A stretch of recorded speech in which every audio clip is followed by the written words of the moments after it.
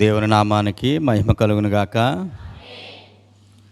దైవ సన్నిధికి విచ్చేసినటువంటి దేవుని బిడలందరికీ ప్రభు పేరట వందనాలు తెలియచేస్తూ ఉన్నా. దేవుడు అనుగ్రహించినటువంటి ఈ దివ్యమైనటువంటి కృప మనమందరము పొందుకుంటూ సంతోషంగా వాతావరణం యొక్క స్థితి ఎలాగున్నప్పటికీ దేవుని కొరకు పరిపూర్ణంగా సిద్ధపడి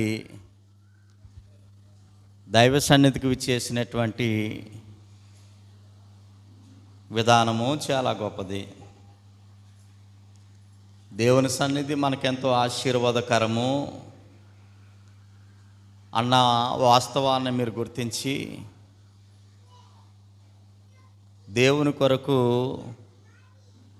పరిపూర్ణమైనటువంటి సిద్ధపాటు కలిగి మహోన్నతుడైనటువంటి దేవుణ్ణి ఆత్మతోనూ సత్యంతోనూ ఆరాధించడానికి మనం అందరము వచ్చేసాము.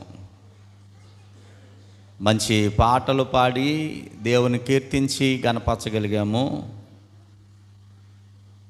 ఈ వారానికి మహాదేవుడు మన కొరకు సిద్ధపరిచినటువంటి దేవుని యొక్క ఉపదేశాన్ని మనం నేర్చుకున్నటువంటి ఉపదేశాన్ని మా జీవితాలలో భద్రపరచుకునేటువంటి ఉపదేశాన్ని మన దినచర్యలో మన జీవితంలో అనుకరణ చేయడానికి మనం పరిపూర్ణంగా సిద్ధపడదాము. సహోదరులరా, గడిచినటువంటి ఆదివారము ఒక ప్రత్యేకమైనటువంటి అంశాన్ని మనం ప్రారంభిస్తూ ఆ శీర్షికలో భాగంగా ఎన్నో విషయాలు మనం నేర్చుకుని ఆత్మీయంగా బలపరచబడి దేవుని ద్వారా పొందుకోవలసినటువంటి భౌతిక ఆత్మ సంబంధమైనటువంటి ఆశీర్వాదాలు సొంతం చేసుకోవడానికి మనం సిద్ధపాటు కలిగి ఉన్నాము. గత వారము మనం ప్రారంభించినటువంటి అంశం ఏమనంటే క్రైస్తవుడు ధనము అనేటువంటి పాఠాన్ని సందేశాన్ని మనం నేర్చుకుంటూ ఉన్నాము. ప్రస్తుతం ఉంటున్నటువంటి లోకంలో ధనము అత్యంత ప్రాముఖ్యమైనటువంటి పాత్రను పోషిస్తూ ఉంది. ప్రతిదానికి డబ్బుతో ముడిపడి ఉంది. ప్రతి పని డబ్బుతో ముడిపడి ఉంది. డబ్బు లేనిదే కార్యాలు జరగటం లేదు అనేటువంటి సంగతి మనకు తెలుసు. కాబట్టి ధనము అనేటువంటిది చాలా అత్యవసరమైనటువంటి స్థితి ఈ లోకము కలిగి ఉంది.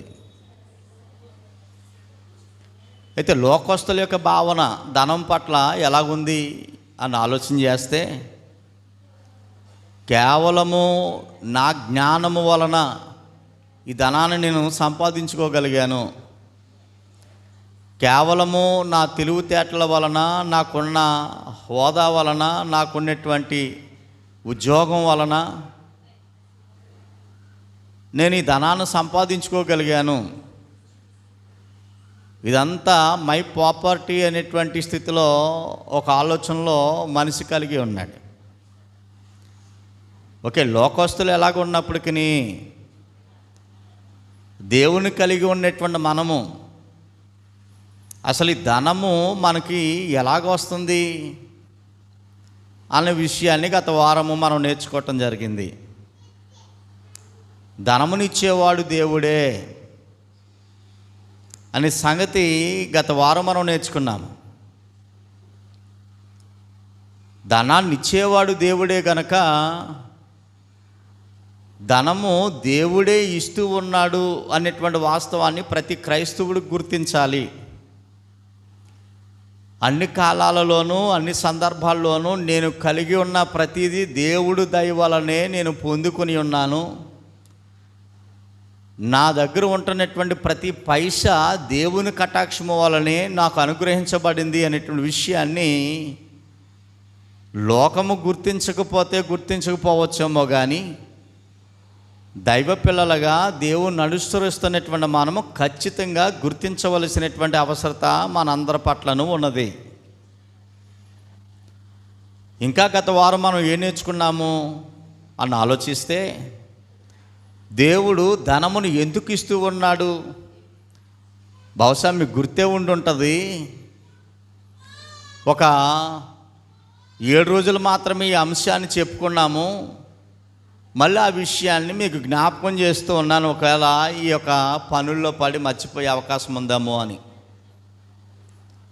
దేవుడు ధనమును ఎందుకు ఇస్తూ ఉన్నాడు అనే ప్రశ్నకు సమాధానంగా 2 పాయింట్లు మనం నేర్చుకున్నాం గత వారం. అందులో మొదటి పాయింట్ ఏంటనంటే, దేవునికి ఇవ్వాలని దేవుడు మనకు ధనాన్ని ఇస్తూ ఉన్నాడు. ఈ సంగతి మనం మర్చిపోకూడదు. దేవుడు నీకు నాకు అది 10 రూపాయల, 100 రూపాయల, 1000 రూపాయల, 1,00,000 రూపాయల, 1,00,00,000 రూపాయల, ఎంతైనా కానీ, ఏ రూపమైనా కానీ, ఎలాగైనా కానీ దేవుడు దయ వలనే మనకు కలుగుతుంది అనేటువంటి విషయాన్ని మనం గుర్తించినప్పుడు, ఇది ఎందుకు ఇస్తూ ఉన్నాడు అంటే తిరిగి దేవునికి ఇవ్వాలని దేవుడు మనకి ధనాన్ని ఇస్తూ ఉన్నాడు అనేటువంటి విషయాన్ని లేఖనాధారంగా మనం ఆలోచన చేస్తాము. రెండో పాయింట్ ఏమి నేర్చుకున్నామనంటే, స్వార్థకుడికి, దేవుని సేవకుడికి ఈ ధనాన్ని ఇవ్వాలి. ఎందుకు ఇవ్వాలి? సేవకుడికి ధనాన్ని ఎందుకు ఇవ్వాలి అని ప్రశ్నిస్తే, ఈ లోకంలో విలువలు కలిగినటువంటి వ్యక్తిగా బ్రతకడానికి, దేవునికి మరింత చేరుకుగా చేర్చబడడానికి మనకంటూ ఒక నిరీక్షణ ఉంది. ఆ నిరీక్షణ ఫలమే మనము ఈ సన్నిధిలో ఆధ్యాత్మికమైనటువంటి స్థితిలో బ్రతకడానికి ఉపయోగపడుతుంది అనేటువంటి విషయాలు, అనేకమైనటువంటి ఆశీర్వాదాలు పొందుకోవడానికి సంబంధించినటువంటి వాక్యాలను ప్రార్థనాపూర్వకంగా దేవుని యొక్క ఆత్మతో బలపరచబడి సిద్ధపడి మనల్ని ప్రోత్సహించి బలపరిచే దీవునికరమైనటువంటి వాక్యాన్ని చెప్తున్నటువంటి సేవకుడికి ఖచ్చితంగా దేవుడిచ్చిన ధనములో మనము దేవునికి ఇవ్వాలి అని గత వారం మనం నేర్చుకున్నాము. ఇక 3వ పాయింట్ ఏమి నేర్చుకున్నాము? 2 పాయింట్లు మనం నేర్చుకున్నాము. ఇంకా 3వ పాయింట్ ఏంటి గుర్తుందా మీకు? అసలు ఈ వారం నేర్చుకుందాము అని అనుకున్నాం. ఓకే, మీరందరూ సిద్ధమేనా తల్లి? ఓకే సహోదరులారా, దేవుడు ధనమును ఎందుకు ఇస్తూ ఉన్నాడు అనేటువంటి భాగంలో 3వ పాయింట్ను మనం ఈరోజు నేర్చుకుని ఆత్మీయంగా బలపరచబడడానికి సిద్ధపడదాము. లోకా రాసిన సువార్త 14వ అధ్యాయము. దయచేసి అందరూ గ్రంథాలు తెరవాలని ఆశపడుతూ ఉన్నాను. 67 పేజీ నెంబర్లో లోకా సువార్త 14వ అధ్యాయము. 14వ అధ్యాయంలో ఒక సందర్భాన్ని ఈ సమయంలో మనం నేర్చుకుని సిద్ధపడదాము. యేసు ప్రభు వారు ఈ లోకానికి 2000 సంవత్సరాల క్రితము ఆయన వచ్చిన సందర్భం మనకు తెలుసు. ఆయన వచ్చి అద్భుతమైనటువంటి దేవుని సందేశాన్ని, రాజ్య సువార్తను అనేకులకు బోధించడం మాత్రమే కాకుండా అద్భుతాలను, సూచక్రియలను యేసు ప్రభు వారు చేస్తూ ఉన్నారు. వీటిని గుర్తించినటువంటి జనసమూహము ప్రభువును తండోపతండాలుగా వెంబడించినటువంటి సందర్భం మనకందరికీ తెలిసినదే. ప్రభు మా ఊరు వస్తే బాగుండు, ప్రభువారు మా ఇంటికి వస్తే బాగుండు అని ఎంతోమంది కోరుకుంటున్నటువంటి ప్రజలు ఆనాటి కాలంలో ఉండేవారు. అలానే ఒకానొక సందర్భంలో ఒక వ్యక్తి ప్రభువుని భోజనానికి పిలిచాడు వారింటికి. అక్కడ జరిగినటువంటి సందర్భాన్ని ప్రభువారు చూచి భోజనానికి పిలిచినటువంటి వ్యక్తితో ప్రభువారు చెప్తున్నటువంటి మాటలు ఏమని అంటే, మీరు పగల భోజనాలు పెట్టినా లేక రాత్రి భోజనాలు పెట్టినా, పగట విందు లేదా రాత్రి విందు, ఎప్పుడు భోజనాలు పెట్టినా ఆ భోజనానికి మీరు ఎవరినెవరిని పిలుస్తారు? ఇది నేను మిమ్మల్ని అడుగుతున్నటువంటి ప్రశ్న. మన ఇంట్లో ఫంక్షన్ జరుగుతూ ఉంది, పగటి పూట జరుగుతున్నటువంటి ఫంక్షన్ ఇది. జనరల్గా మన ఇంట్లో ఫంక్షన్లో విందు జరుపుకుంటాము. ఫంక్షన్ జరుపుకుంటున్నటువంటి సందర్భంలో, అది పుట్టినరోజా, పెళ్ళ, లేకపోతే మరొకటి ఏదైనా ఫంక్షన్ ఇంట్లో జరుగుతున్నప్పుడు జనరల్గా మనం ఎవరిని పిలుస్తాము? బంధువులను పిలుస్తాము, స్నేహితులను పిలుస్తాము, రక్త సంబంధులను పిలుస్తాము, వీళ్ళందరినీ అన్నదమ్ములను పిలుస్తాము. ఇది మనలో జరుగుతున్నటువంటి పరిస్థితి. కానీ ప్రభు ఏమంటూ ఉన్నాడనంటే, 14వ అధ్యాయము లోకాసువార్త 12వ వచనాన్ని మనం చదువుకుంటూ ఉన్నాము. మరియు యేసు ప్రభు వారు తాను పిలిచిన వారితో ఇట్లా, నేను నీవు పగటి విందైనను రాత్రి విందైనను చేయనప్పుడు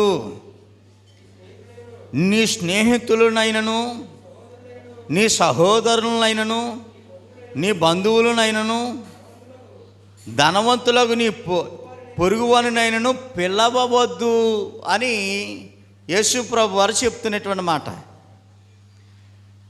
ఇది మన ఆలోచనకు చాలా వ్యతిరేకంగా ఉంది కదా.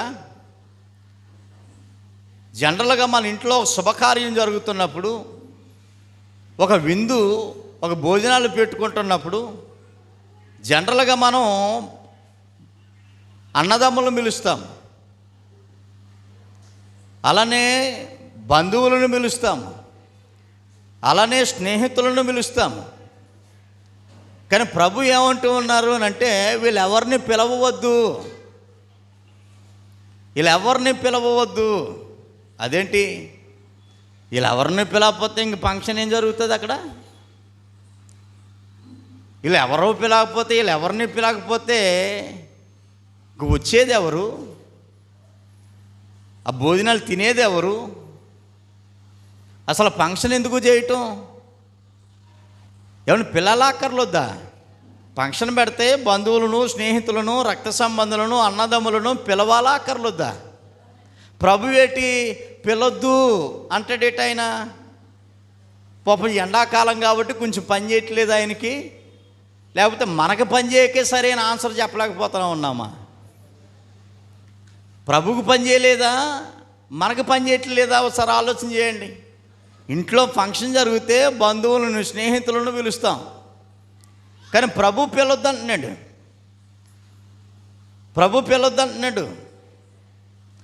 మరి ఎవరిని పిలవకపోతే ఇంకా మన ఇంటికి ఎవరు వస్తారు అని ఆలోచన చేస్తే,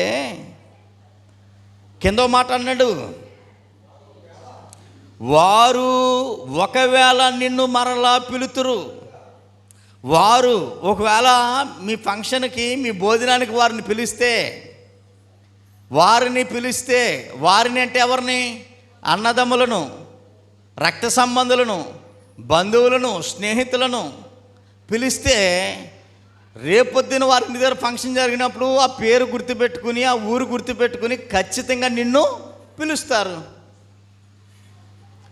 పిలిచినప్పుడు ఏం చేస్తారు అని అంటే, నువ్వు ఎలాగైతే గౌరవించావో అలాగే నిన్ను గౌరవిస్తారు. నువ్వు ఎలాంటి భోజనాలు పెట్టావో అలాంటి భోజనాలే వారు పెడతారు. అప్పుడు పిలుపుకు పిలుపు క్లియర్ అవుతా ఉంది, సమానత్వం ఏర్పడతా ఉంది. భోజనానికి భోజనము, దెబ్బకు దెబ్బ ఏమైపోతుంది? క్లియర్ అయిపోతూ ఉంది. అంటే ప్రతిదీ ఏమైపోతూ ఉందంటే క్లియర్ అయిపోతూ ఉంది. ప్రభువారు చెప్తున్నటువంటిది వాస్తవమే. ఇది ఆలోచించదగ్గ విషయమే. జనరల్గా మన ఆలోచన ఏంటనంటే, ప్రియ సోదరి సహోదరులారా, అందరూ రావాలని కోరుకుంటాం.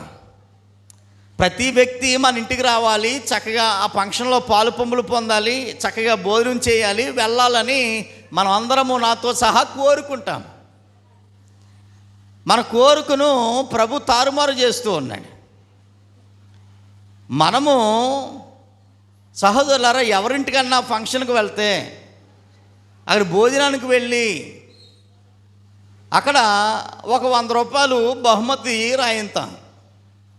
మళ్ళీ మన ఇంటికాడ ఫంక్షన్ ఎప్పుడైనా జరిగితే పని పెట్టుకుని వారిని పిలుస్తాం. వారు వచ్చి ఏం చేస్తారు? ఇప్పుడు భోజనం చేసి ఏం చేస్తారు? 100 పెడతారా? 100 పెట్టరండి. ఏం చేస్తారు? అప్పుడు 100కి ఇంకో 50 100 వేసి పెడతారు. అంటే పెట్టే స్థాయిలో ఉన్నారు కాబట్టి వారు పెట్టగలుగుతూ ఉన్నారు. ఆ పాయింట్ మీకు అర్థమవుతుందో లేదో? వారందరూ గత్యంతరం లేనటువంటి వారు కాదు, పెట్టే స్థాయిలో ఉన్నారు. ఇంకా మనం ఏం చేస్తామనంటే అనేకులను పిలుస్తాం. అనేకులు అంటే వీళ్ళ రక్త సంబంధులు కాదు, వీళ్ళ స్నేహితులు కాదు, వీళ్ళు అన్నదమ్ములు కాదు. అయినా అనేకులను ఎందుకు పిలుస్తాం అనంటే, ఈ అనేకులైనటువంటి వారు ఎవరు అనంటే ధనవంతులైనటువంటి వారు. ధనవంతులైనటువంటి వారు మా ఇంటికి వస్తే నా స్థాయి పెరుగుతుంది. ధనవంతులు అయినటువంటి వారు మా ఇంటికి వస్తే నాకు ఇచ్చేదేదో ఘనమైనదే, పెద్దదే ఇస్తారు అనేటువంటి భావనతో ఇక్కడ ఉన్నటువంటి లిస్టులో ధనవంతులకు నీ పొరుగువారినైనను పిలవద్దు అని అంటా ఉన్నాడు. మరి ఎవరిని పిలవాలండి అని ప్రభువుని అడిగితే ప్రభు చెప్తున్నటువంటి మాట 13వ వచనము.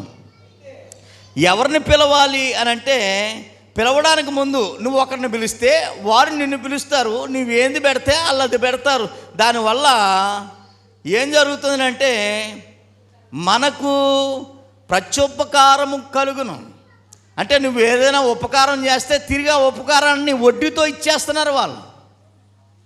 మనం ఏదన్నా ఉపకారం చేస్తే, మనం ఏదైనా భోజనం పెడితే మళ్ళీ మనకి తిరిగి భోజనం పెడుతున్నారు వాళ్ళు. మనం ఏదైనా చేస్తే తిరిగి మళ్ళీ అదే చేస్తూ ఉన్నారు. ఇక్కడ విషయాన్ని ఆలోచన చేద్దాం. మనుషులు ఇచ్చేదానికంటే, మనుషులు చేసే ఉపకారము కంటే మహాదేవుడు చేసే ఉపకారము శాశ్వతమైందా కాదా? శాశ్వతమైంది. మనుషులు చేసే మేలు కంటే మహాదేవుడు అనుగ్రహించే మేలు ఆశీర్వాదకరమైనది. ఈ పాయింట్ మీరు జ్ఞాపకం పెట్టుకోవాలి. మనుషులు ఒక 100 పెడితే 100లో 10 50 100 వేసి పెట్టగలరు, అంతే అయిపోయింది. మళ్ళీ ఎప్పుడైనా అవకాశం ఉంటే మళ్ళీ తిరిగి పెట్టే అవకాశం, అలా ఇచ్చిపుచ్చుకోవటం చచ్చే వరకు జరుగుతున్నటువంటి ప్రాసెస్ ఇది. కానీ దేవుడు చేస్తే శాశ్వతమైనటువంటి ఉపకారము మహోన్నతుడైనటువంటి దేవుడు చేస్తాడు. దేవుడు చేసే అవకాశాన్ని మన స్నేహితులో, బంధువులో, రక్త సంబంధులో, లేకపోతే ఇరుగు పొరుగు అయినటువంటి ధనవంతులో దేవుని ద్వారా పొందే మేలును పొందనివ్వకుండా చేస్తూ ఉన్నారు. ఈ మాట మీకు అర్థమైందో లేదో? దేవుడు మనల్ని ఆశీర్వదించాలనుకుంటూ ఉన్నాడు. మనం ఫంక్షన్ పెట్టి వారికి ఆహ్వానించి వారి కడుపు నిండా భోజనం పెట్టడం ద్వారా దేవుడు ఆశీర్వదించాలనుకుంటూ ఉన్నాడు మనల్ని. కానీ దేవుని చేత ఆశీర్వాదాలు పొందకుండా చేసేది ఎవరు అంటే స్నేహితులు, బంధువులు, రక్త సంబంధులు, ధనవంతులు. ఇది ఎలా సాధ్యమనంటే, నువ్వు పెట్టే కాబట్టి రేపొద్దున ఎప్పుడో మళ్ళీ నిన్ను పిలిచి నీకు పెడుతూ ఉన్నారు. ఇప్పుడు ఎవరికి అవకాశం ఉండలేదు? దేవుడు నీకు ఇవ్వడానికి, దేవుడు నీకు అవకాశము, నిన్ను ఆశీర్వదించడానికి అవకాశమే ఉండలేదు. మరి దేవుని యొద్ద నుండి శాశ్వతమైనటువంటి ఆశీర్వాదాలు పొందుకోవాలంటే ఏం చేయాలి అని చెప్తున్నాడు ప్రభువారు. అయితే 13వ వచనము, నువ్వు విందు చేసేటప్పుడు పేదవారిని పిలు, అంగహీనులను, అవయవాలు లేనటువంటి వారిని నీ ఇంటికి ఫంక్షన్కి పిలు, కుంటివారిని పిలు, గ్రుడ్డివారిని పిలు, అని చెప్తున్నాడు. ఎందుకు వీరిని పేదవారిని ఎందుకు పిలాలి అని అంటే, వీరు నీకు ప్రత్యుపకారము చేయుటకు వారికి ఏమీ లేదు గనక నీవు ధన్యుడు వగుదువు. నీకు ఉపకారము చేయడానికి వారి దగ్గర ఏమీ లేదు గనక నీవు ఆశీర్వదించబడినటువంటి వాడువాగా ఎంచబడతావు. ఆ పేదవారిని, కుంటివారిని, గుడ్డివారిని, ఏమీ లేనటువంటి వారిని నువ్వు పిలిచి ఆతిథ్యం ఇవ్వటం ద్వారా, నీకు ఇవ్వడానికి ఏమీ లేకపోవటం వల్ల ఆ బాధ్యతను ఇక్కడ ఎవరు తీసుకుంటూ ఉన్నారు? ఆ స్థానాన్ని ఎవరు తీసుకుంటూ ఉన్నారు? దేవుడు తీసుకుని నీకు ప్రత్యుపకారము చేస్తూ ఉన్నాడు. ఆ ఉపకారము చేయటం ద్వారా నీవు ధన్యుడు అవుతూ ఉన్నావు, ధన్యురాలు అవుతూ ఉన్నావు అనేటువంటి విషయాన్ని జ్ఞాపకం చేస్తూ ఉన్నాడు. ప్రభునందు ప్రియ సోదరి సహోదరులారా, బంధువులు, స్నేహితులు లేక ధనవంతులైనటువంటి వారు మనం ఏమన్నా చేస్తే, మనం ఏమన్నా పెడితే తింటారు, వెళ్ళిపోతారు, రేపొద్దున మనకు పెడతారు, మనం తిని వచ్చేస్తాం, అంతటితో అక్కడ క్లియర్ అయిపోతా ఉంది. కానీ పేదవాడు మళ్ళీ పెట్టే స్థాయిలో లేడు కనుక భోజనం తిని భలే భోజనం పెట్టారా మహానుభావుడు అంటాడు. భలే భోజనం పెట్టిందిరా మహాతల్లి. ఈ మాట ధనవంతులు అనరేలు, కేవలం పేదవాళ్ళు మాత్రమే అనగలరు. భలే భోజనం పెట్టాడు, కడుపు నిండా భోజనం పెట్టాడురా మహానుభావు, మహాతల్లి. పేదవాడు మాత్రమే, తిరిగి పెట్టలేనటువంటి స్థితిలో ఉన్నటువంటి వాడు మాత్రమే అనగలడు ఈ మాట. ఆ మాట అన్నటువంటి స్థితిని బట్టి దేవుడు ఆ బాధ్యత తీసుకుని నీతిమంతులు పునరుద్ధానమందు నీవు ప్రత్యుపకారము పొందవలనని చెప్పాను. అంటే ఖచ్చితంగా దేవుడు నిన్ను ఆశీర్వదిస్తాడు అనేటువంటి విషయం. అంటే దేవుని ద్వారా బలమైన శాశ్వతమైనటువంటి ఆశీర్వాదాలు మనం పొందుకోవాలి అని అంటే మనము ఎవరికి ఇవ్వాలి? ఇప్పుడు పేదవారికి ఇవ్వాలి. మన పాయింట్లోకి వస్తూ ఉన్నాము. దేవుడు ధనమును ఎందుకు ఇస్తూ ఉన్నాడు? పేదలకు ఇవ్వడానికి. పాయింట్ అర్థమైందో లేదో మీకు సహోదరులారా? ఈ వాక్యాలు ఇంకా ఎన్నో వాక్యాలు ఉన్నాయి. ఈ వాక్యాన్ని పేదవారికి పెట్టడం ద్వారా ఒక వ్యక్తి దేవునికి అప్పిచ్చువాడిగా ఉన్నాడని ఎన్నో లేఖనాల్లో మనకు ఘోషిస్తూ ఉన్నాయి. దేవునికి అప్పిస్తే ఖచ్చితంగా ఇస్తాడండి. ఆయన ఇస్తాడండి. ఎగ్గొట్టేవాడా? దేవుడు ఎగ్గొట్టేవాడా? కాదండి. దేవునికి అప్పిస్తే, దేవునికి అప్పివ్వటం అంటే ఆ లెక్క ఎలాగా అని ఆలోచన చేస్తే, పేదవారికి ఇవ్వటం ద్వారా, పేదవాడికి దేవుడిచ్చిన దాంట్లోంచి పేదవారికి ఇవ్వటం ద్వారా యెహోవాకు అప్పిచ్చిన వారం అవుతాము. దేవుడి దగ్గర మనం ధనం దాచబడతా ఉంది కాబట్టి రెట్టింపు ఆశీర్వాదాన్ని, శాశ్వతమైనటువంటి మేలును మనం పొందుకుంటాము. అందుకే స్థానిక సంఘము ఏం చేస్తూ ఉందనంటే, కష్టమైన, భారమైన, బాధ్యత రహితంగా మనుషులు ఎలాగనుకున్నా, ఏమనుకున్నా, ఏమాత్రము ధనం మీద ఫోకస్ పెట్టకుండా కేవలం వాక్యం మీదను, పరిచర్య మీదను దృష్టించి అనేకులకు వస్త్రాలు ఇవ్వటం మనం, అనేకులకు పేదవారికి సహాయం చేయటం మనం, అనేకులకు ఆహారం పెట్టడం మనం, అనేకులకు మందులు ఇవ్వటం మనం, ఏదో రూపంలో దేవుడిచ్చిన ధనాన్ని పేదవారికి సహాయం చేసే విషయంలో తక్కువ మంది మన సంఘంలో ఉండటం నిజంగా ఆనందించదగ్గ విషయం.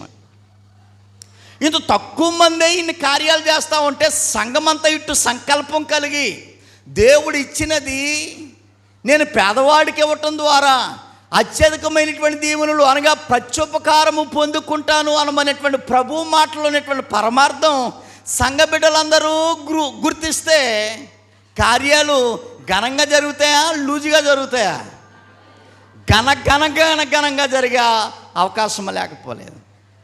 అతి తక్కువ మంది చేస్తేనే అద్భుతమైనటువంటి సేవకుడు ఏమాత్రము ధనానికి లొంగకుండా, మీకు నిజం తెలుసో తెలీదో, ఒక కార్యం చేయడానికి అప్పు చేసి మన వాళ్ళు ఏం చేస్తున్నారనంటే, ఒక అప్పు చేసి ఇంకో అప్పు తీరుస్తూ ఉన్నారు, ఒక అప్పు చేసి ఇంకొక అప్పు తీరుస్తూ ఉన్నారు. నా పరిస్థితి ఎలాగంటే, ఒక కార్యం చేయడానికి ఎక్కడో అప్పు చేయటం, ఆ కార్యాన్ని చక్కబెట్టడం, అది క్లియర్ అయిన తర్వాత ఇంకో అప్పు చేయటం, ఇలాగ అయిపోయింది. ఎందుకు ఇలా చేయవలసి వస్తూ ఉందనంటే, సంఘమంతా ఇంకా ఛార్జింగ్ ఎక్కడ, సంఘ బిడ్డలకు ఇంకా ఫుల్ ఛార్జింగు ఎక్కలేదు. అందరం ఫామ్లో ఉంటే, వాక్యానుసారంగా అందరం ఫామ్లో ఉంటే వారు ధన్యులవుతారని ప్రభువే చెప్పాడు. ధన్యులు అవటం అంటే అర్థం ఏమనంటే, వారు అదృష్టవంతులుగా ఆశీర్వదించబడినటువంటి వారుగా లోకములో జ్యోతులు ఒలిగే వెలిగింపబడతారు అనేటువంటి వాస్తవాన్ని ప్రభువే తన నోటితో చెప్తున్నటువంటి సందర్భము. అందుకే ఈ రోజున అనేక ప్రాంతాలకి మనకున్న దాంట్లోనే మనం స్థానిక సంఘం ద్వారా సహాయం చేయగలుగుతూ ఉన్నాం. ప్రియ సోదరి సహోదరులారా, దేవుడు ధనాన్ని ఎందుకు ఇస్తూ ఉన్నాడు మనకి? చెప్పాలి, అందరూ చెప్పాలి. దేవుడు ధనాన్ని ఎందుకు ఇస్తూ ఉన్నాడు మనకి? పేదవారికి ఇవ్వడానికి. ఫస్ట్ గత వారంలో చెప్పుకునేటువంటి పాయింట్లతో చెప్పే ప్రయత్నం చేయండి. దేవుడు మనకి ధనాన్ని ఎందుకు ఇస్తూ ఉన్నాడో ఫస్ట్ పాయింట్ చెప్పండి తల్లి. దేవునికి ఇవ్వాలని దేవుడు ధనాన్ని ఇస్తూ ఉన్నాడు, కరెక్ట్గా చెప్పారు మీరు. రెండోది, దేవుడు ధనము ఎందుకు ఇస్తూ ఉన్నాడు మనకి? సువార్తికుడికి, సేవకుడికి ఇవ్వడానికి. నెక్స్ట్, ఈరోజు దేవుడు ధనాన్ని ఎందుకు ఇస్తూ ఉన్నాడు మనకి? పేదవారికి ఇవ్వడానికే దేవుడు ధనాన్ని ఇస్తూ ఉన్నాడు. లోకస్తులను అడిగా గత వారం, ఒరే నీకు ధనము ఎందుకు ఇస్తున్నాడంటే తినడానికి, తాగడానికి, తిరగడానికి అని అన్నారు. కాదు, ఆ ఆలోచనే తప్పు, ఆ మాటలే తప్పు. ఈ ఉద్దేశంతో దేవుడు ధనాన్ని నీకు ఇస్తూ ఉన్నాడు అనే విషయాన్ని జ్ఞాపకం చేస్తూ ఉన్నాడు. ఇక 4వ పాయింట్ నేర్చుకోవడానికి మనం సిద్ధపడవలసిన అవసరం ఉన్నది.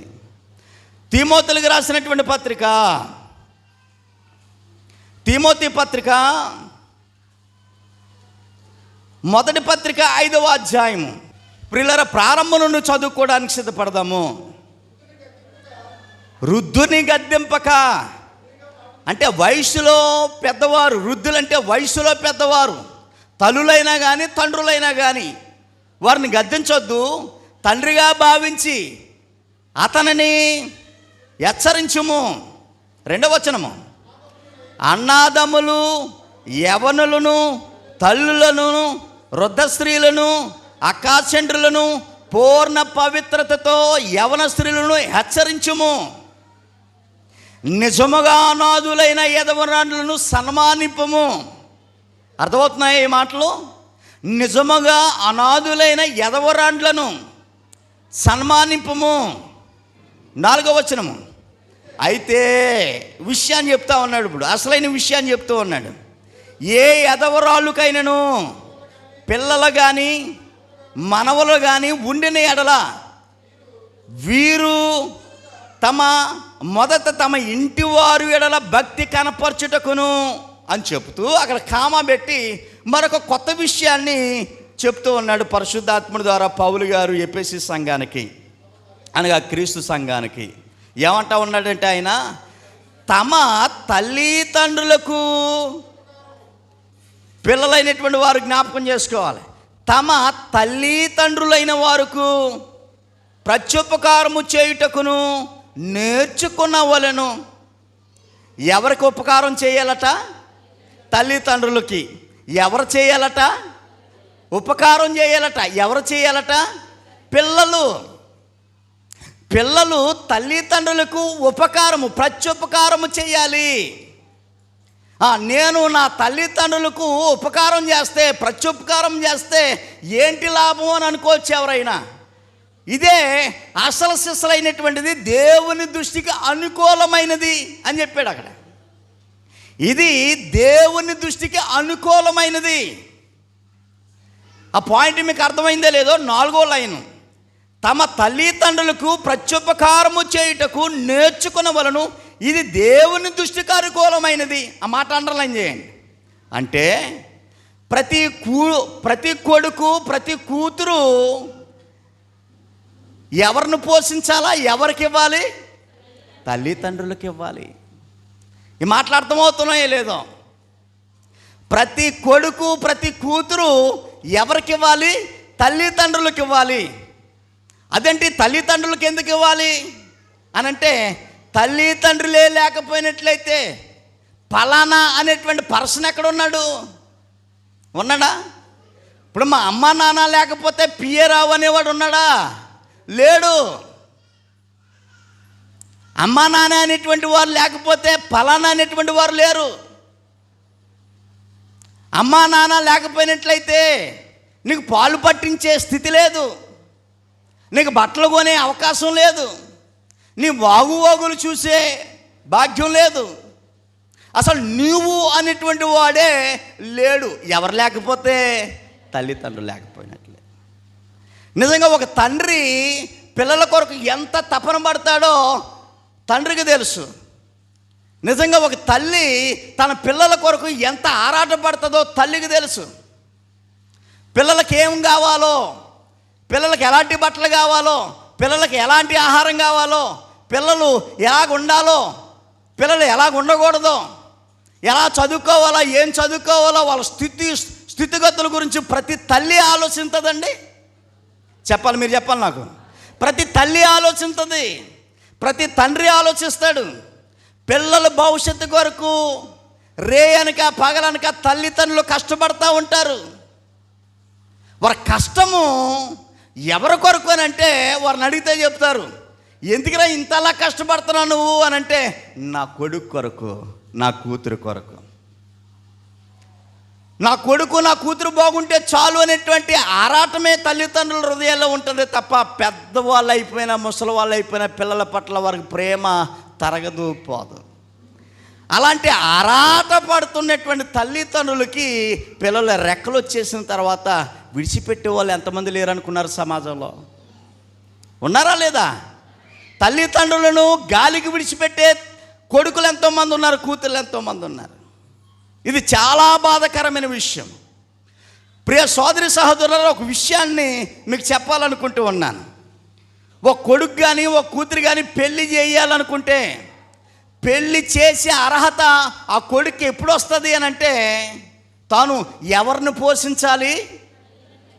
ఏమండి, పెళ్లి చేసే అర్హత ఒక వ్యక్తికి, ఒక కుర్రోడికి పెళ్లి చేసే అర్హత ఎప్పుడు వస్తుంది అంటే, ఆ కుర్రోడు ఎవరిని పోషించే కెపాసిటీ ఉండాలి.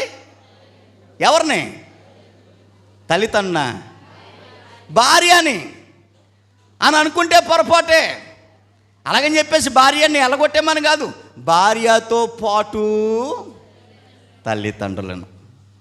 అంటే ఒక వ్యక్తి పెళ్లి చేసే అర్హత ఎప్పుడు కలుగుతుంది అంటే, అమ్మని నాన్ని భార్యని ముగ్గురిని పోషించే కెపాసిటీ అతనికి ఉంటేనే పెళ్లి చేయాల. కుర్రోడు ఎదిగిపోయాడండి, కుదురుగా ఉండలేదండి, చదువు అయిపోయిందండి, ఉద్యోగం వచ్చేసిందండి, 6,000 జీతం అండి, 10,000 జీతం అండి అంటే సరిపోతుందా? 5,000 ఒక వ్యక్తి సరిపోతుందా ఈ నెల? సరిపోదు. భార్యకి సరిపోతుందా? సరిపోదు. సోదరి సహోదరులారా, పెళ్లి చేసే వయసు లేక పెళ్లి చేసే అర్హత ఒక కుర్రోడికి ఒక అమ్మాయికి ఎప్పుడు వస్తుంది అని అంటే, వారు తన భార్యను మాత్రమే కాకుండా భార్యతో పాటు తల్లిదండ్రులను పోషించే కెపాసిటీ ఉండాలి. దేవుడు నీకు ధనాన్ని ఎందుకు ఇస్తూ ఉండంటే, నీ అమ్మకి మీ నాన్నకి ఇవ్వడానికి, తల్లిదండ్రులను వారికి పెంచడానికి, తమ తల్లిదండ్రులకు ప్రత్యుపకారము చేయుటకు. నీకెంతో సేవ చేశారు వారు, తల్లిదండ్రులు నీకెంతో ఉపకారం చేశారు వారు. తల్లిదండ్రులు చేసినటువంటి ఉపకారం నీ జన్మలో నువ్వు బ్రతుకుండగా తీర్చుకోవటం అనేటువంటిది కష్టం. అందుకే ప్రతి తల్లి తండ్రిని మనం ఏం చేయాలంటే సన్మానించండి అని చెప్పాడు. మీకు విషయాన్ని జ్ఞాపకం, తర్వాత నేను తల్లిదండ్రుల గురించి ఇదే పాఠంలో 3వ భాగంలో చెప్తాను వివరంగాను. ఒక పాయింట్ మీకు జ్ఞాపకం చేస్తాను. దేవుడు ధనాన్ని ఎందుకు ఇస్తూ ఉన్నాడు అని అంటే, ఈ 4వ పాయింట్లో తల్లిదండ్రులకు ఇవ్వడానికి. పెన్షన్ వస్తుంది కదా, కొడుకు అనకూడదండి, పెన్షన్ అందిందా లేదా అని అత్తవారింటికాడ కూతురు ఫోన్ చేసి 2వ తారీఖు వచ్చేయకూడదండి. లేకపోతే ఫోన్ పని చేసే గ్యాస్ బండ అయిపోయింది, కరెంట్ బిల్లు కట్టలేదు, అంటే ఈ ముసలోళ్ళు పెన్షన్ మీద అదో అప్పుడప్పుడు ఏదో కష్టపడి పని చేసుకుంటున్నటువంటి ఆ డబ్బుల మీద కొడుకు కానీ కూతురు కానీ ఆశపడకూడదు. నెల అయ్యేసరికి కూతురు వస్తే ఆనందపడిపోవాలి తల్లిదండ్రులు, కొడుకు కనపడితే ఆనందపడిపోవాలి. అలా ముసలి వాళ్ళు అయిపోయి చచ్చిపోయేసరికి నా కొడుకు బంగారము, నా కూతురు బంగారము, ఈ స్థాయిలో కూడా నన్ను రాణిగా చూసుకున్నాడు తల్లి అనుకుంటే, నన్ను రాజుగా చూసుకున్నాడని కొడుకు అనుకోవాలి, ప్రతి తల్లిదండ్రులు అనుకోవాలి. కానీ పరిస్థితి అంతా తారుమారైపోయింది. తల్లిదండ్రులను ఒకవేళ కొడుకులు బాధ పెడితే వాళ్ళ భవిష్యత్తు బైబిల్ చెప్తా ఉంది బాగోదండి. తల్లిదండ్రులను, తండ్రిని తల్లిని కంటనీరు పెడితే బైబిల్లో ఒక్క చోట కాదు, 2 చోట్ల కాదు, కొన్ని ఎన్నో వాక్యాలు ఉన్నాయి. వాళ్ళ భవిష్యత్తు బాగుంటుందా? అస్సలు బాగోదండి, అస్సలు బాగోదండి. పిల్లలను చూసి తల్లిదండ్రులు సంతోషించాలి, తల్లిని తండ్రిని అంత బాగా చూసుకోవాలి. రియల్గా జరిగినటువంటి సంఘటన మీకు జ్ఞాపకం చేసి తర్వాత భాగానికి నేను వెళ్ళే ప్రయత్నం చేస్తాను. ఒక తల్లికి 3 కొడుకులు. ఒక తల్లికి 3 కొడుకులు. తండ్రి చనిపోయాడు, చిన్నప్పుడే తండ్రి చనిపోయాడు. పాపం ఈ తల్లి ఇంటింటికి వెళ్ళి పాసి పని చేసేది. ప్రతి ఇంటికి వెళ్ళి పాసి పని చేసి పిల్లలకి విషయం తెలియకుండా, కంటనీరు రాకుండా బాగా చదివించింది. 3 కొడుకులను సమానంగా చదివించింది, ప్రయోజకులను చేసింది. చదువులు పూర్తయినాయి, ఉద్యోగాలు వచ్చినాయి. తల్లి కష్టం పిల్లలకి కనబడకుండా, మమ్మీ నువ్వు ఎక్కడికి వెళ్తున్నావు, పొద్దున్నే లేచిపోతున్నావు అని అంటే డ్యూటీకి వెళ్తున్నాను అనేది తప్ప ఆ ఇంట్లో పాచి పని చేస్తున్నాను, ఈ ఇంట్లో పాచి పని చేస్తున్నాను అనేది అని చెప్పేది కాదు. మొత్తానికి కష్టపడి పిల్లలను 3 సమానంగా చదివించి ఉద్యోగాలు వచ్చేటట్లుగా తల్లి ప్రయాసపడ్డది. ఉద్యోగాలు వచ్చినాయి, మంచి ఉద్యోగాలు వచ్చినాయి. అందరికీ గవర్నమెంట్ జాబ్లే. గవర్నమెంట్ జాబ్ అంటే నెలకి జీతం ఎంత ఉంటుందో మీకు తెలుసు, నేను చెప్పక్కర్లేదు. ఏమండి, ఉద్యోగాలు వచ్చినాయి. ఉద్యోగాలు వచ్చాయి కదా అని చెప్పేసి మంచి సంబంధాలు చూసి పెళ్ళిళ్ళు చేసింది. లైఫ్ ఇప్పుడు ఏమైంది, పిల్లలు లైఫ్ సెటిల్ అయ్యింది. ఈ తల్లి ఒకరితే కదా, మధ్యలో ఉన్నటువంటి కొడుకు దగ్గర ఉంటుంది, అంటే 2వ కొడుకు దగ్గర. ఈ తల్లి మధ్య కొడుకు దగ్గర ఉంటుంది. అలా కొన్ని రోజులు గడిచినాయి. కొన్ని రోజులు గడిచిన తర్వాత ఈ మధ్య కొడుకు, 2వ కొడుకు ఏం చేశాడంటే అన్నని పిలిపించాడు ఇంటికి. అలానే చిన్నోని గోట, తమ్ముని గోట పిలిపించాడు. గదిలో కూర్చున్నారు. 3 కొడుకులు గదిలో కూర్చున్నారు, మాట్లాడుకుంటూ ఉన్నారు. మాట మీద మాట, ఇలాగా మాటలు చాలా పెరిగిపోయినాయి. ఆ మాటలు ఎంత స్థితికి పెరిగిపోయిందంటే గొడవాడుకుని కొట్టుకునే అంత పరిస్థితి, గొడవ రేజ్ అయిపోయింది. ఎవరి మధ్య ఈ గొడవ, ఎవరి మధ్య ఈ మాటలు? అన్నదమ్ముల మధ్య. ఎంత స్థాయికి వెళ్ళిపోయిందనంటే పోలీస్ స్టేషన్ వరకు ఈ గొడవ వెళ్ళిపోయింది. పోలీస్ స్టేషన్ వరకు ఈ గొడవ వెళ్ళిపోయింది. పోలీసు వాళ్ళందరూ ఈ గొడవ విని మైండ్ బ్లాక్ అయిపోయింది. అలా పోలీసు వాళ్ళు అసలు ఈ కేసు సంగతి పక్కన పెడదాం, అసలు వారు సర్వీసులో ఇట్లాంటి గొడవ ఎప్పుడూ చూడలేదని వాళ్ళ బుర్ర పాడైపోయింది. ఏమై ఉంటుందంటారా గొడవ? మీరు ఆలోచన చెప్పండి.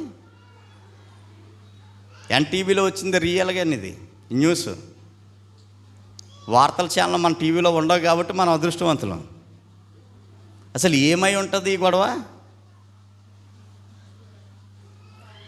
ఇంతకీ గొడవ ఏంటంటే, మధ్యలో ఉన్నటువంటి కొడుకు అన్నని పిలిపించాడు, తమ్ముని పిలిపించాడు. 3 గదిలో పెట్టి తల్లిని బయట పెట్టి మాట్లాడుతూ ఉన్నాడు. ఏమనో తెలుసా? అమ్మని నేను చూసుకుంటూ ఉన్నాను. ఓకే, నో ప్రాబ్లం, ఇబ్బంది ఏమీ లేదు. అమ్మ చచ్చిపోతే దినం ఎవడు చేస్తాడో ముందు నాకు తేల్చండి అన్నాడు.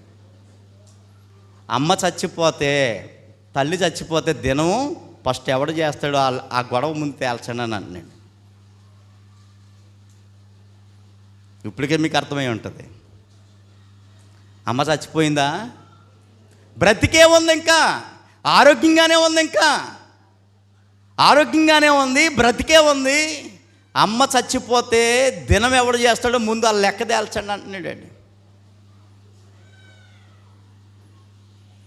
పెద్దోడిని అడుగుతుంటే పెద్దోడు ఏమంటాడంటే, నన్ను ఒకరిని అడుగుతారా, నన్ను ఒకరినే కన్నట్టు ఆ తమ్ముని కొట్టాడుగు, ఆడు తమ్ముని కొట్టాడుగు.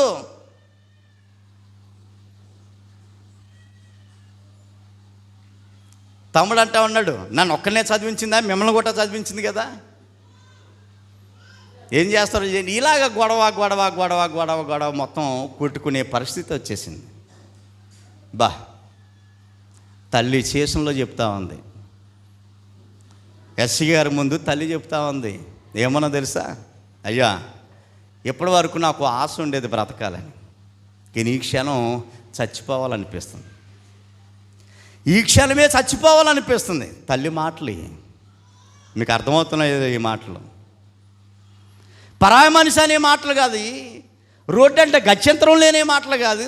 పాసి పని చేసి తినో తినకో, కట్టుకునో కట్టుకోకో, రకరకాల ఇబ్బందులు పడి కడుపు మంట లోపల దాచుకొని కొడుకులకి పెట్టి పెద్ద చేసి చదివించి ఉద్యోగాలు రప్పించి, ఆడుకాళ్ళు ఈళ్ళు కాళ్ళు పట్టుకుని ఉద్యోగాలు రప్పించి కష్టపడి కొన్ని లక్షల రూపాయలు ఖర్చు పెట్టి పెళ్లి చేసి ఒక్కొక్క స్థానాన్ని నిలిపిస్తే, కొడుకులు మాట్లాడుకుంటున్నటువంటి మాటలకి తల్లి అన్న మాట పోలీస్ స్టేషన్లో చచ్చిపోవాలనిపిస్తుంది నాకు. బా, ఎంత దారుణమైన పరిస్థితి. ఒక తల్లి చచ్చిపోవాలనిపిస్తుంది అని అన్నప్పుడు నిజంగా ఆ కొడుకులు అసలు మనస్సు ఉందంటారా వాళ్ళకి? అసలు హృదయం అనేది ఉందంటారా వారికి? ఆలోచించేయాలి. తల్లి కంటనీరు పెట్టకూడదు, తండ్రి కంటనీరు పెట్టకూడదు. ఈ రోజున అంత పరిస్థితిలో ఉన్నారు అని అంటే తల్లి తండ్రులను ఇవ్వాలి. నీకు ఉద్యోగం ఇచ్చింది ఎందుకు? తల్లిదండ్రులకు ఇవ్వడానికి. నీకు బలాన్ని లేకపోతే ఈ ధనాన్ని ఇచ్చింది ఎందుకు? తల్లిదండ్రులు ఇవ్వడానికి. వాళ్ళు సంపాదించుకున్నారా? సంపాదించుకొని అవి మనకు అనవసరం. నీ బాధ్యత ఏంటనంటే వాళ్ళు చచ్చిపోయే వరకు నీ పిల్లల్లో ఒక పిల్లోడిగా చూడాలి తండ్రిని. తల్లి చచ్చిపోయే వరకు నీ కూతురులో కూతురుగా చూసుకోవాలి ప్రతి కొడుకు, ప్రతి కూతురు. అందుకేనా ధనాన్ని నీకు ఇస్తుంటా? ఎస్, అందుకే ధనాన్ని నీకు ఇస్తూ ఉన్నాడు.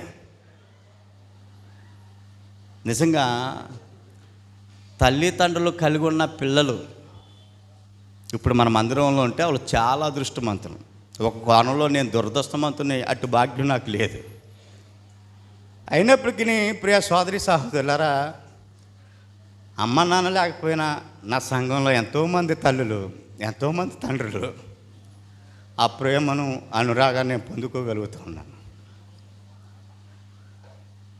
ఇలాంటి వాక్యాలు చదువుకుంటున్నప్పుడు నేను నా ఆఫీస్ రూమ్లో, నా రూమ్లో నేను ప్రిపేర్ అవుతున్నప్పుడు ఒకసారి ఒంటరిగా బాధపడిన సందర్భాలు లేకపోతే నా తండ్రి ఉంటే వాక్యానుసారంగా వాళ్ళని నేను బ్రతుకున్నంత వరకు వాళ్ళని ప్రేమించేవాళ్ళని కదా. నేను 100 రూపాయలు సంపాదిస్తే కనీసం ఓ రథంలో కోటలో పెట్టకపోయినా లోటు లేకుండా చూసుకునేవాను కదా. అప్పుడే కదా నిజమైనటువంటి క్రైస్తవుని అవుతాను నేను. అప్పుడే కదా నిజమైనటువంటి దేవుని కుమారుని అవుతాను. అప్పుడే కదా నిజమైనటువంటి సేవకుని అవుతానటువంటి భావన ఇలాంటి వాక్యాలు ప్రిపేర్ అవుతున్నప్పుడు ఓ రకమైనటువంటి దుఃఖం కలుగుతూ ఉంటుంది. సహోదరుల తల్లిదండ్రులు కలిగి ఉన్నటువంటి వారు చాలా అదృష్టవంతులు. ఇంకో మాట చెప్పేస్తాను ఈ సమయంలో, 100% ఆశీర్వాదాలు నేరుగా దేవుడివ్వడు. అందులో 50%, 150% ఆశీర్వాదాలు ఎవరికి ఇచ్చేసాడు దేవుడు? తల్లిదండ్రుల దగ్గర బ్లాక్ చేసాడు. అట్లనే మహోన్నతుడైన దేవుడు 100లో ఒక 50 ఆశీర్వాదాలు నేరుగా దేవుని నుండి మనకు వస్తే, మిగతా ఆశీర్వాదాలు 50% ఎవరి దగ్గర బ్లాక్ అయి ఉన్నాయి? తల్లిదండ్రుల దగ్గర. ఆ తల్లిదండ్రుల యొక్క ఆశీర్వాదాలు పూర్తిగా మనం పొందుకోవాలి అని అంటే తల్లిదండ్రులకు మనం ఏం చేయాలి? ఇవ్వాలి. తల్లిదండ్రులను మనం సన్మానించాలి. దేవుడు ధనాన్ని ఎందుకు ఇస్తూ ఉన్నాడు? చెప్పాలా? దేవుడు ధనాన్ని ఎందుకు ఇస్తూ ఉన్నాడు? తల్లిదండ్రులకు ఇవ్వడానికి. మరొక మాట మనం చదువుకోబోతా ఉన్నాం. ఇది 5వ పాయింట్ చెప్పుకోవడానికి ముందు ఫస్ట్ నుండి మీరు చెప్పాలి. దేవుడు ధనాన్ని ఎందుకు ఇస్తూ ఉన్నాడు? ఫస్ట్ పాయింట్, దేవునికి ఇవ్వాలని. దేవుడు ధనాన్ని ఎందుకు ఇస్తూ ఉన్నాడు? 2వ పాయింట్, సేవకుడికి ఇవ్వడానికి. దేవుడు ధనాన్ని ఎందుకు ఇస్తూ ఉన్నాడు? 3వ పాయింట్, పేదవారికి ఇవ్వడానికి. దేవుడు ధనాన్ని ఎందుకు ఇస్తూ ఉన్నాడు? 4వ పాయింట్, తల్లిదండ్రులకి ఇవ్వడానికి. మర్చిపోవద్దు. 5వ పాయింట్ చెప్పుకుని మనం ముగించుకోపోతా ఉన్నాము. ఫిలిప్పీలకు రాసిన పత్రిక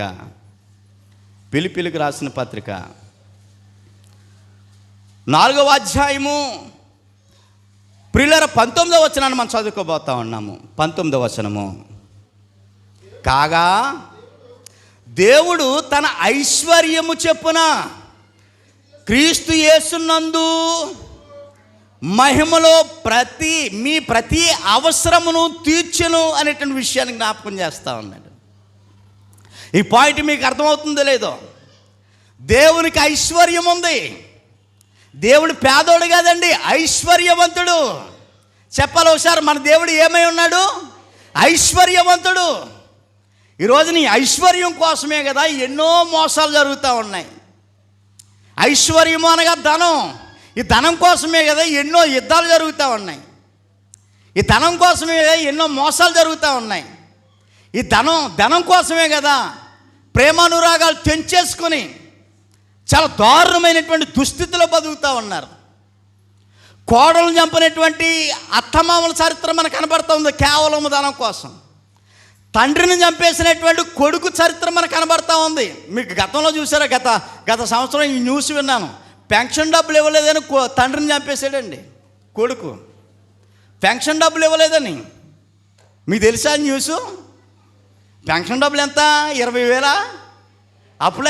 అప్పట్లో అయితే పోయిన సంవత్సరం ఎంత వచ్చిందంటే 2,250 రూపాయలు ఎంతో వచ్చింది. ఆ న్యూస్ చెప్పేసరికి ఆ డబ్బులు తాగడానికి ఇవ్వలేదని తండ్రిని కొట్టేశాడు కొట్టికర తీసుకొని. ఎంత దారుణమైన పరిస్థితి.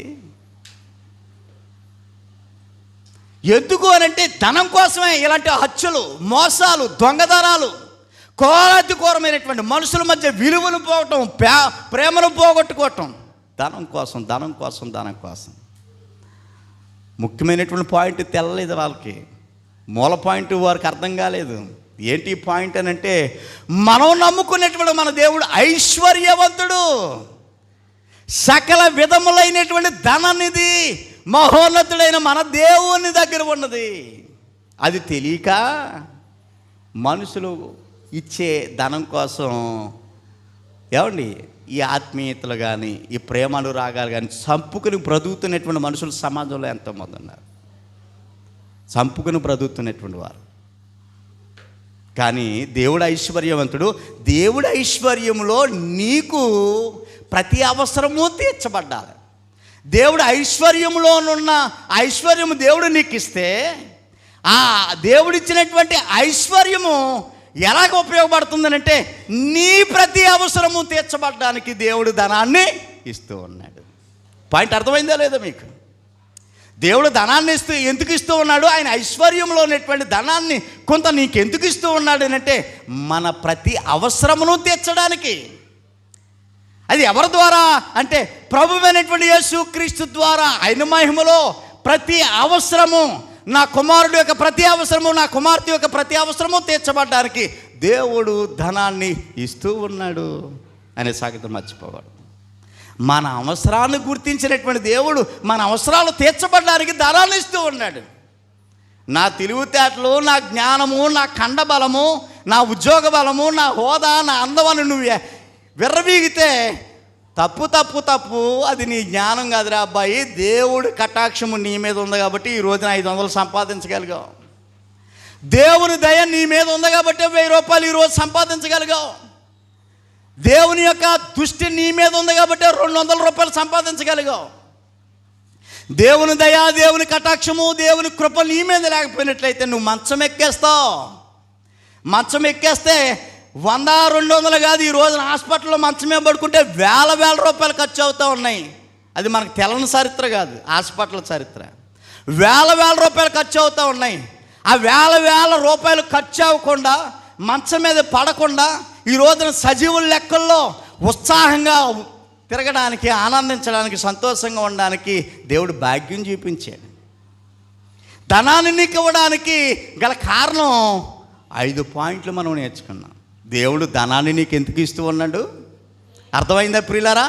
దేవుడు ధనాన్ని నాకు ఎందుకు ఇస్తూ ఉన్నాడంటే ఈ కూర్చోబెట్టి 5 పాయింట్లు చెప్పాలా. నేను కష్టపడ్డాను, నైట్ డ్యూటీ చేశాను, పగల డ్యూటీ చేశాను, ఈ దేవుని దగ్గర పప్పులు అడుకో. మంచి మాటలు వినేటువంటి మీకు ప్రభునామంలో వందనాలు. క్రైస్తవుడు, ధనము అనేటువంటి అంశాన్ని మనం నేర్చుకుంటూ ఉన్నాము. ఒక భాగాన్ని మనం నేర్చుకున్నాము. దేవుని చిత్తమైతే అదే అంశంలో ఈ సిరీస్లో ఎన్ని భాగాలు వస్తాయో, ఎందుకని యూట్యూబ్లో కూడా రికార్డ్ అవుతూ ఉంది కాబట్టి చాలామంది అడుగుతూ ఉన్నారు. కాబట్టి ఈ సీరియల్గా ఈ అంశాలన్నీ మనం యూట్యూబ్లో పెట్టడానికి ప్రయత్నం చేద్దాము. పెట్టడానికి మాత్రమే కాదు, మనలో మార్పు వచ్చి అనేకులు దశంభాగం తీయడానికి కానీ, ఇటు కార్యాలు చేయడానికి కానీ ఈ సంవత్సరం, ఈ నెల నుండి మనం సిద్ధపడదాం. అందరికీ వందనాలు.